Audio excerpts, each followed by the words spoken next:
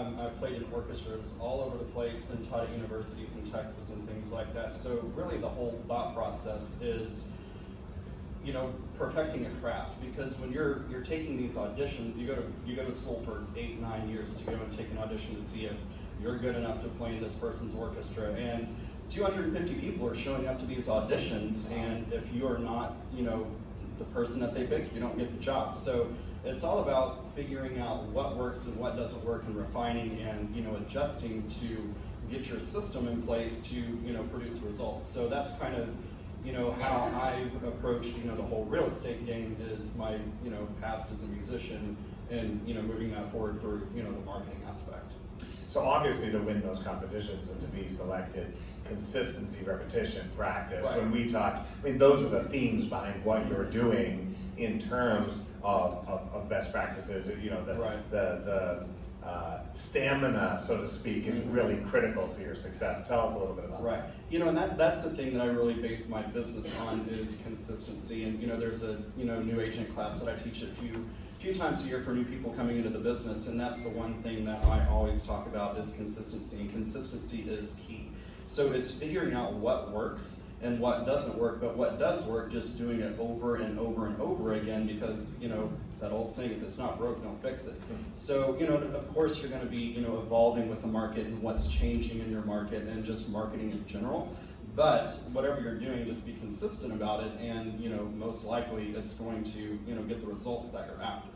So another aspect of that consistency is you frequently just remind yourself, I should be marketing the way I like to be marketed to, Right. Not necessarily picking up on some heralded new trend because it's novel. Right. I mean, that even involves some pretty old school stuff. I mean, print Right. is still a huge deal for you. Print is not dead at all. And, you know, I do a whole lot, I'd say about 50% print, 50%, you know, digital.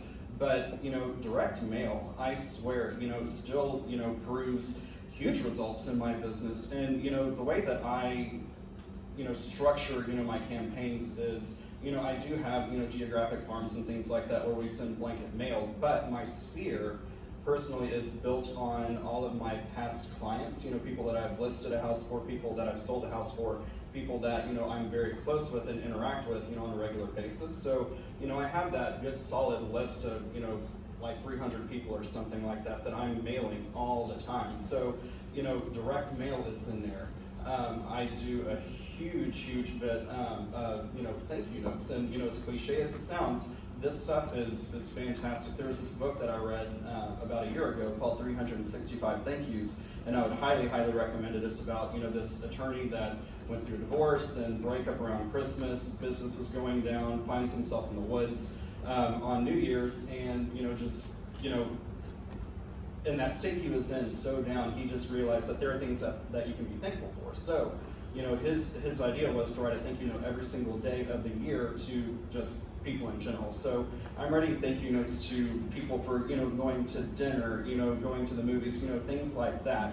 And, you know, I'm already about 150 notes in for the year, and, you know, we're not even through the first quarter. So people are always coming up to me, you know, oh my God, it's so nice to get something in the mail that, you know, you actually wrote with a pen.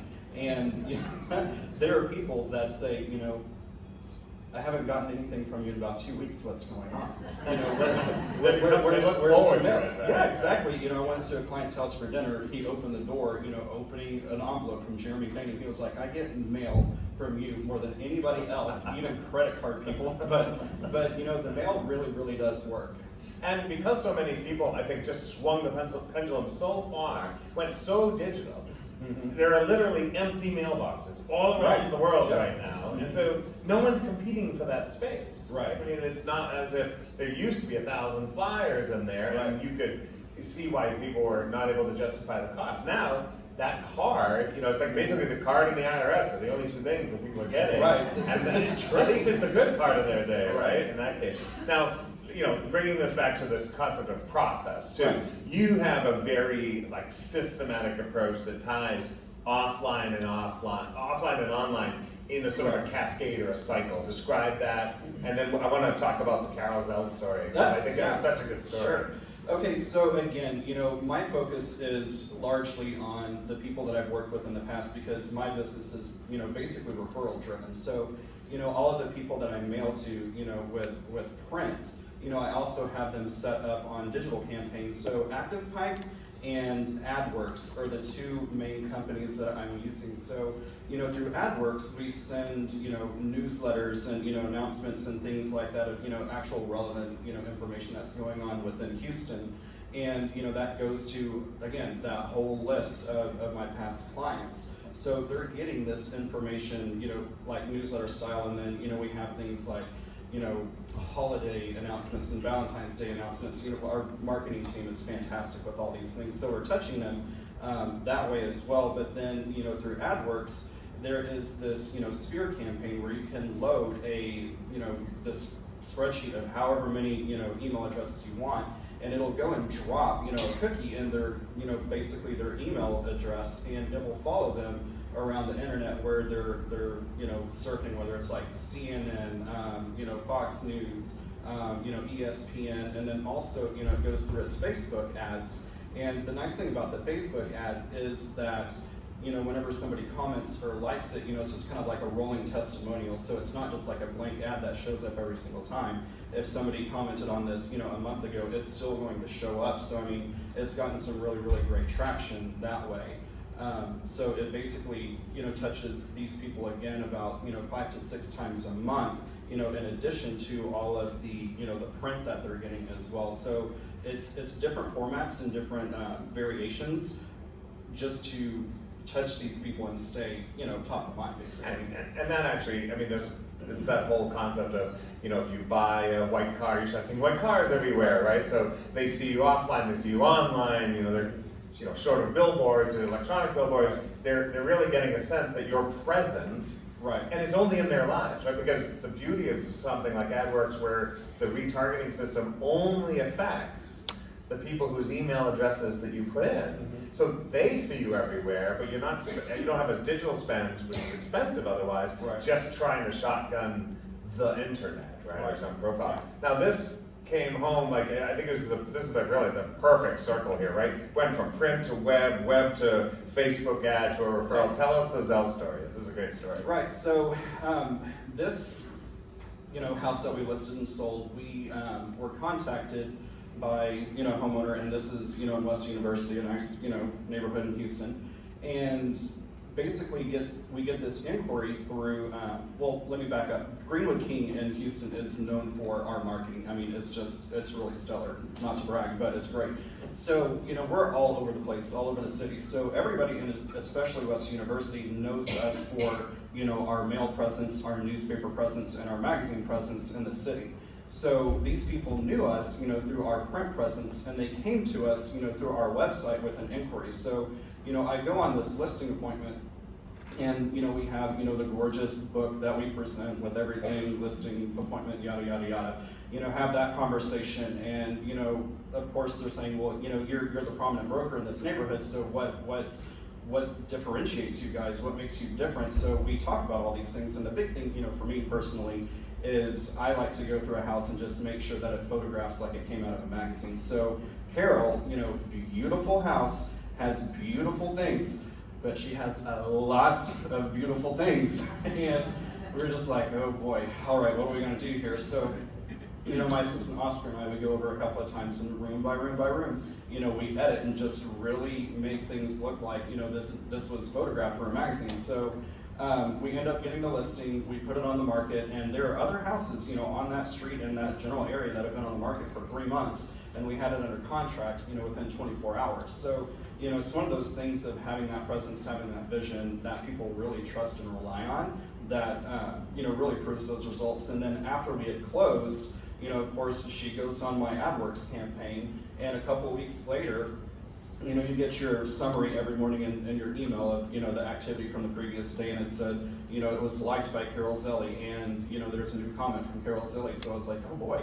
So I go in and look at this post, and Carol's just like, the vision that Jeremy has, the work ethic that Jeremy has, you know, just basically all of this that we did on the front end, she just blew it out, and it was, you know, however many thousands of people have seen this ad now.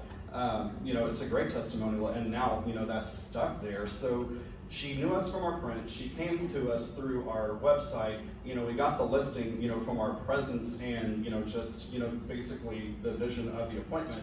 And then after the fact, you know, she came back to us, you know, through social media and digital. So, you know, that's basically the process and how we're wanting this to work is just to, you know, circle around and encompass all of these things, you know, 360 degrees. So it's a big virtuous circle, if you will. So we have a couple of minutes. Questions for Jeremy on how he's doing this, and yeah. I want to thank you for talking about print. Yeah.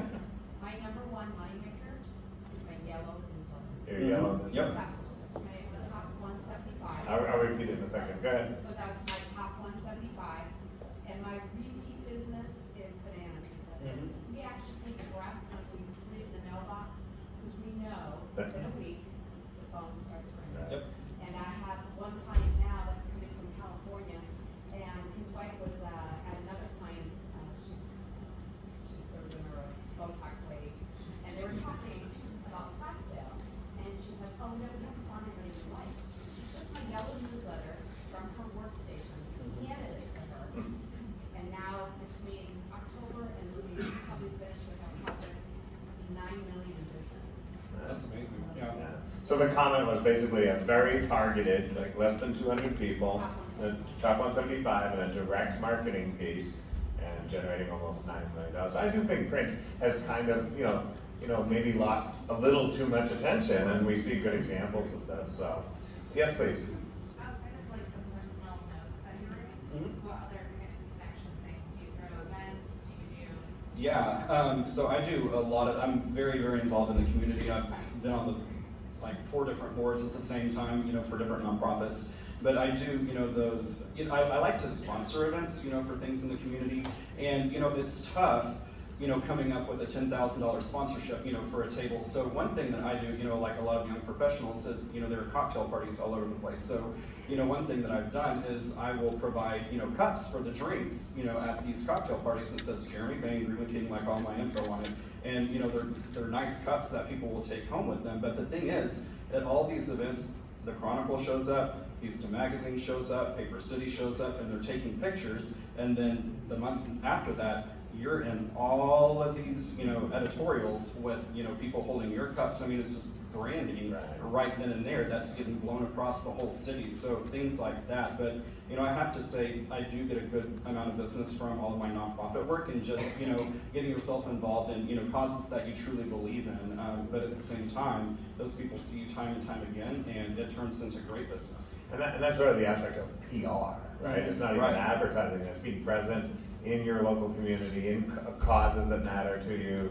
I mean, it's actually the simplest thing that I learned is always get the front table, always sit at the front. You know, I always laugh people sit in the back row. I want to be in the front row on the popular speakers that I go watch, because when all the photographers are taking photos, I'm in the photo, right? It's being there. Look who was in the audience watching, you know, Mike Staver. So definitely, we have time for maybe one more question for Jeremy. Any other thoughts?